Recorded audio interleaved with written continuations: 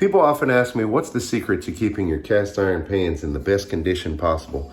Lucky for you, I've been doing that for years, and we're going to talk about it starting right now.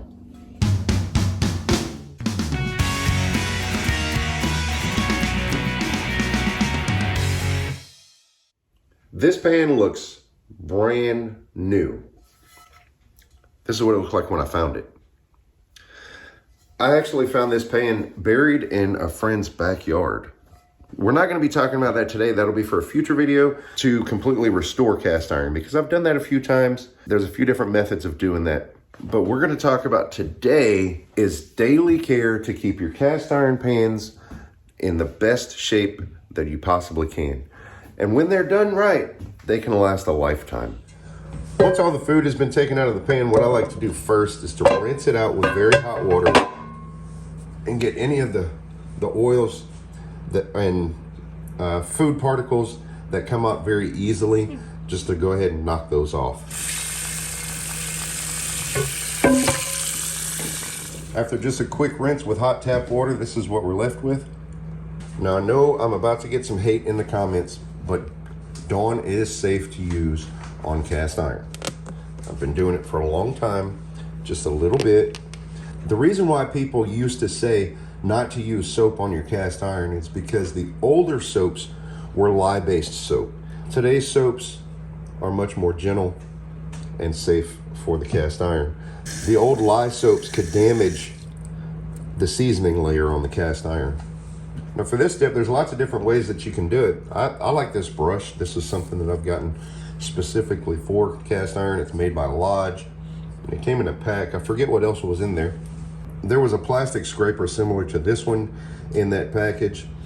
And also, I think this came with it too. It's a little piece of chain mail, which is nice for scraping any really stubborn bits off of there. So with the plastic scraper, I just gently kind of scrape the stuck-on stuff. And then I like to come back with my brush.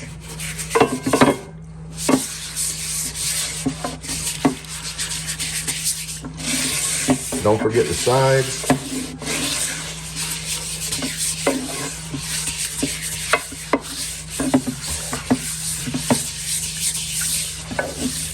And then another hot water rinse to see where we're at.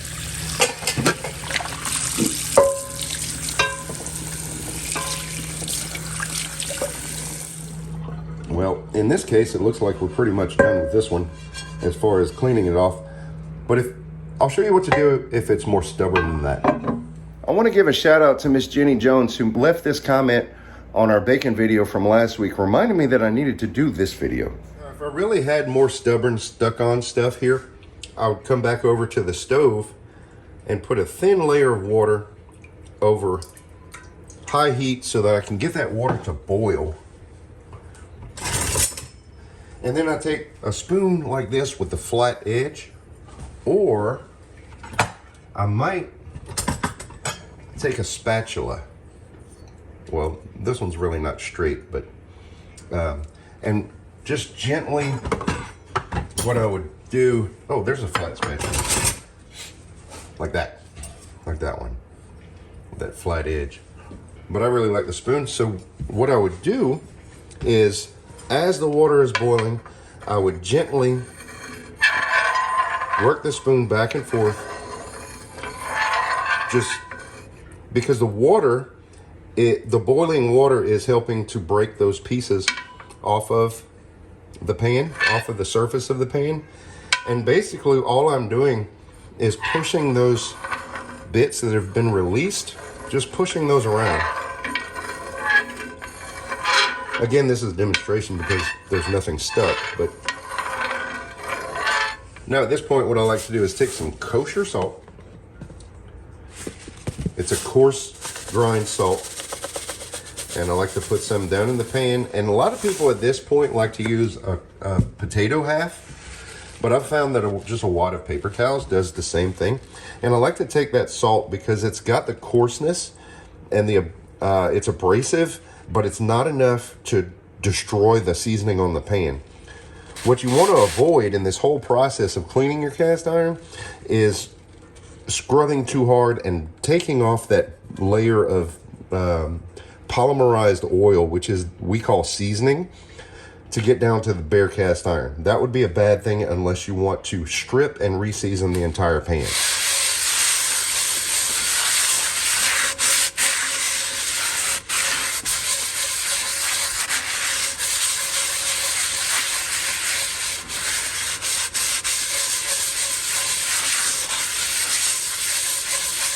Now, all of these steps are not necessary every time you use the pan. I'm just going through everything that I do just to be sure that the pan is clean.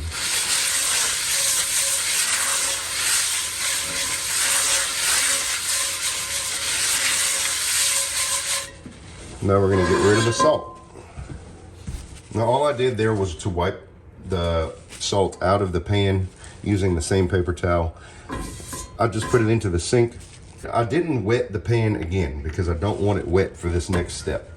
Now I want to protect my pan for storage. So I have cast iron, well, I'm labeled it CI for cast iron. This is a container of shortening that we have set aside especially just for the cast iron, because otherwise sometimes you might get some grime inside of the shortening container and you don't want to use that in your baking. So we have a separate container of shortening for baking. There's lots of different oils and things that you can use for seasoning the cast iron or putting that protective layer of oil onto the cast iron. Some people use vegetable oil, some use bacon grease. You got to be careful because some of those things can go rancid, and I've found that I haven't had any issues myself with shortening. So I just put a tiny bit onto my paper towel, and I use blue paper towels. These are blue shop towels because I find these to be lint free. It doesn't leave little bits of stuff all over on the surface of the cast iron, but you can see already how it's just protecting that that finish on that cast iron and making it all nice and shiny. And we want a very thin layer, that little bit of black on your paper towel, no sweat.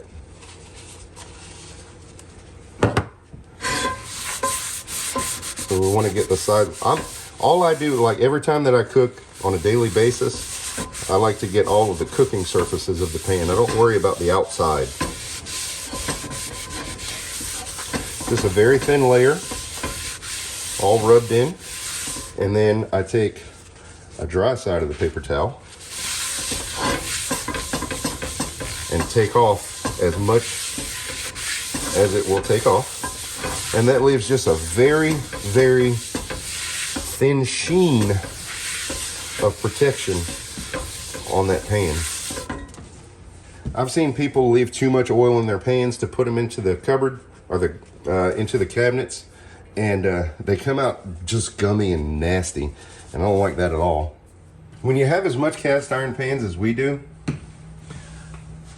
they have to get stacked into cabinets. And what I like to do is just put some paper towels in between so that helps to further protect the finish of each pot from rubbing on the next pot.